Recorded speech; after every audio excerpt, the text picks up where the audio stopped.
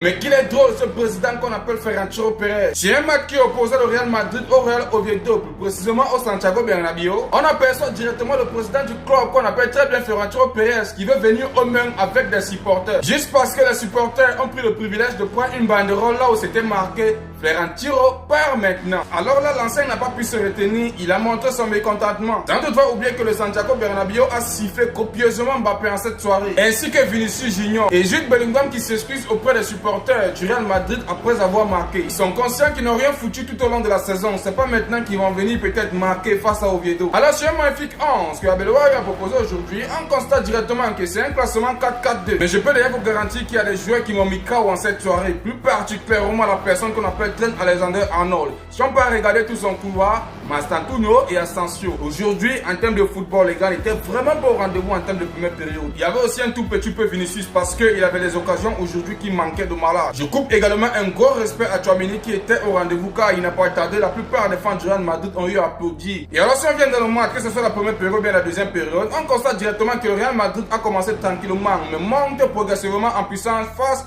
à un Real Oviedo très regroupé derrière. Ça n'a pas manqué à la 44e minute avant la pause.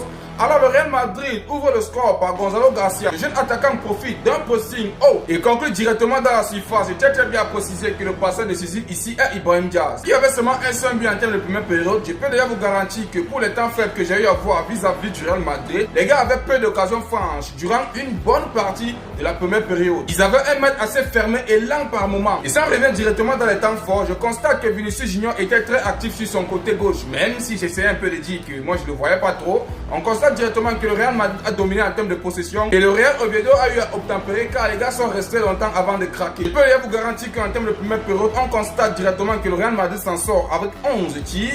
En termes de tirs cadrés, les gars avec 4. En termes de possession, les gars dominaient largement. Tandis que de l'autre côté de Oviedo, on constate que les gars étaient extrêmement à la rue. Car en termes de tirs cadrés vis-à-vis de la première période, il n'y en avait pas. Alors directement, ils sont allés en pause. Ils sont revenus en termes de deuxième période. On constate directement que Oviedo tente de sortir davantage après la pause. Mais manque de précision dans le dernier geste. Le match a continué de bout en bout. On constate directement que le Real s'est permis de faire des changements. Il y a beaucoup de joueurs qui sont entrés. Alors, ça n'a pas manqué vis-à-vis de ces changements. On constate qu'à la 88e minute, le deuxième but du Real Madrid, c'était par Jude Bellingham. Sur une belle action collective, je peux préciser, c'était une passe décisive de Kylian Mbappé. Directement, c'était au fond du filet. Le vrai de vrai, vu qu'il y a seulement eu un but en termes de deuxième période également, moi, ce qu'il a pu constater, c'est que le Real Madrid a mieux contrôlé la seconde période. Et Courtois qui était très solide en termes de cash. Qu'est-ce que vous avez pensé à propos de ce match d'équipe? N'hésitez pas à le mettre en commentaire. J'ai très bien précisé, ça ne change rien. Alors l'équipe, rejoignez-moi sur mon YouTube sur un débrief très long de 10 minutes.